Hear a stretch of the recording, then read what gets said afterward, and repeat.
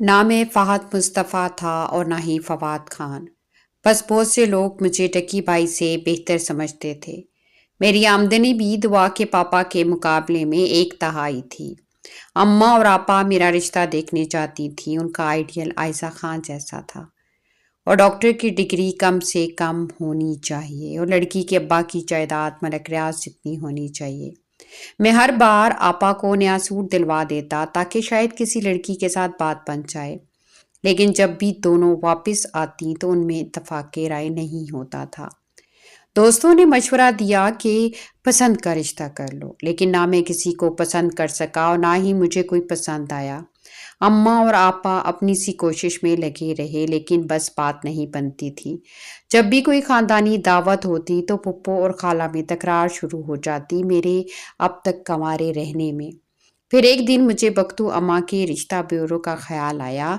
मैंने खुद वहाँ पर प्रोफाइल बनवाया, अपनी तस्वीरें फ़िल्टर करके दी और अपनी शराइत भी बताई। लेकिन जो भी रिश्ता सामने आता दर हकीकत में कुछ और निकलता। एक शादी की हसरत थी जो पूरी ना हो सकी। और तो और सोशल मीडिया भी मेरा मजाक उड़ाता। हर रोज़ कोई नया वजीफ़ा, कोई नया तरीका शुदा शादी होने के लिए करवाता, लेकिन मेरी किस्मत भी इमरान खान जैसी बन गई थी, कोई तरकीब कारगर ना होती।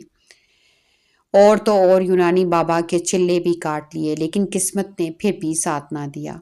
एक दिन मैंने अपने दोस्तों के साथ बैठकर सोचा कि आखिर मसला क्या है। हर बार जब भी कोई रिश्ता सामने आता है, या तो मेरी उम्मीदों पर पूरा नहीं उतरता या फिर मैं उसके मायार पर नहीं उतर पाता। लगता था मेरे ख्वाब और हकीकत के दरमियान कोई बहुत बड़ा खला है जिसे पुर करना मुश्किल होता जा रहा है। वक्त गुजरता गया और मैंने खुद को काम में डुबो दिया ताकि मैं इन चीज़ों को भूल जाऊं, लेकिन दिल के किसी कोने में ये एहसास बरकरार था कि शायद कभी कोई ऐसा आए जो मेरे और मेरे ख़ानदान की उम्मीदों पर पूरा उतरे। फिर एक दिन अचानक एक रिश्ता आया जिसने मेरी सारी तवक्कुआत को बदल दिया। वो लड़की आम सी थी, कोई बहुत खूबसूरत या बहुत अमीर नहीं थी, लेकिन इसमें एक सादगी और खुलूस था जो मैंने पहले कभी नहीं देखा था। वो मेरी बातों को समझती थी और उसके साथ बातचीत में ऐसा सुकून था जो मैंने कभी महसूस नहीं किया था। हम दोनों के दरमियान बातें होने लगीं और मुझे ये महसूस हुआ कि शायद वो रिश्ता है जिसकी मुझे हमेशा से तलाश थी। वो मेरे मिजाज और हालात को समझती थी और उसकी सादगी में ही उसकी खूबसूरती थी। फिर हमारे ख़ानदानों ने भी इत्तफाक किया और यूं वो रिश्ता जो हमेशा एक ख्वाब था हकीकत में बदलने लगा।